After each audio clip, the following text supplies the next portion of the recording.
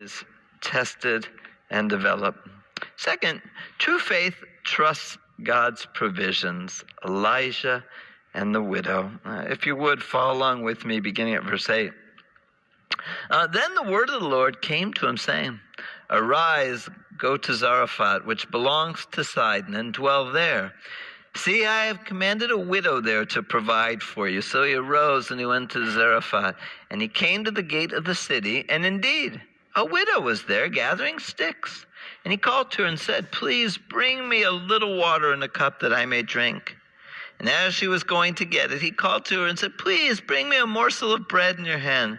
So she said, As the Lord your God lives, I do not have bread, only a handful of flour in a bin, and a little oil in a jar. And see, I'm gathering a couple sticks, that I may go in and prepare it for myself and my son, that we may eat it and die. And Elijah said to her, Do not fear. Go and do as you have said, but make me a small cake from it first, and bring it to me. And afterward make some for yourself and your son. For thus saith the Lord God of Israel, The bin of flour shall not be used up, nor shall the jar of oil run dry, until the day the Lord sends rain on the earth. So she went away and did according to the word of Elijah. And she and he and her household ate for many days. The bin of flour was not used up, nor did the jar of oil run dry, according to the word of the Lord, which he spoke by Elijah. Now, here's the first thing that I want you to see. God provides through unlikely sources. God provides through unlikely sources. Now, Elijah's told he's going to leave the brook, and now he's going to this place in the Mediterranean coast, north of Israel, that is called Zarephath. And Zarephath is, the Greek term means refining.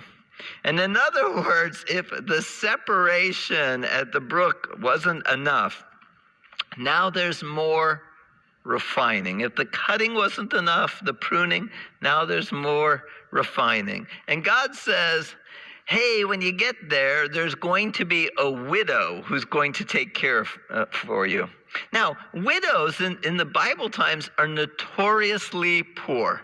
They don't have enough provision for themselves. Widows in that culture, it is a patriarchal culture. It is very difficult for a woman to find work outside of the home. So if you're not married and you're an older widow who's unlikely to get married, it is not a promising future.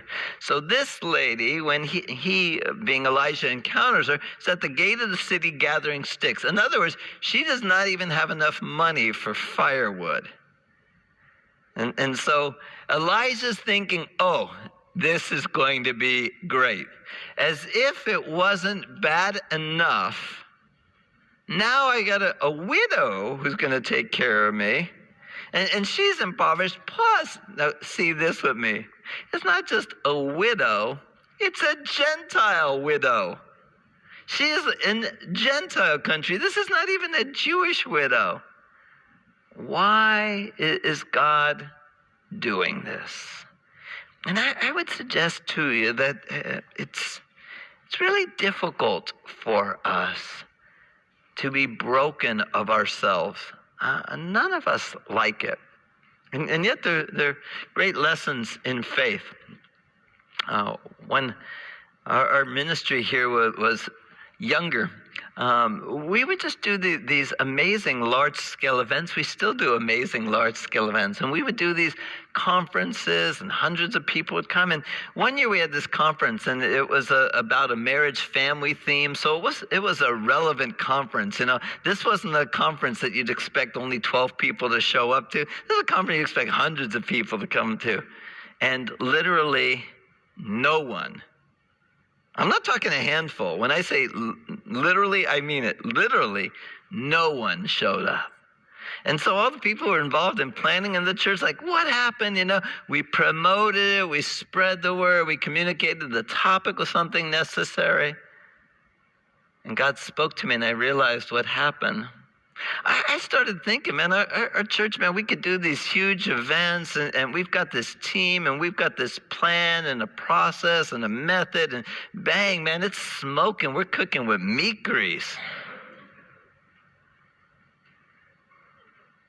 And I started thinking, that I wasn't really approaching God in humility and prayer and in a declaration of dependence upon him as I had when things were different.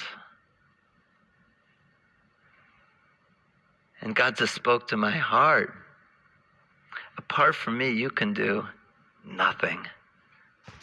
Abide in me and I in you, and you'll bear much fruit.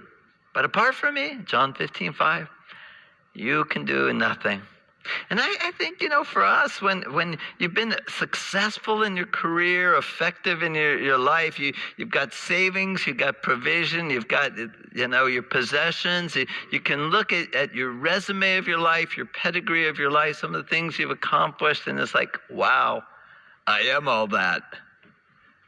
And God says, no, you're not. I want you to know that you can depend on me. And it's never fun, is it? And that you're going to have to rely upon people that you don't want to rely on. Some family members that you didn't want to have to ask for help or rely upon. Some people that you might have to pick up the phone and humble yourself and reach out to. Or that God surprises you and like, oh man, somebody comes to bless you in that time of need, whether it's encouragement, physical need, a job, and it's the least likely person. That former supervisor who you got into the heated argument with just before you quit, and you thought like, oh, that was a burned bridge. And they call you up offering you a job. Oh, Jesus, thank you. And I think that's kind of the situation, how it unfolds here for Elijah. God provides through unlikely sources.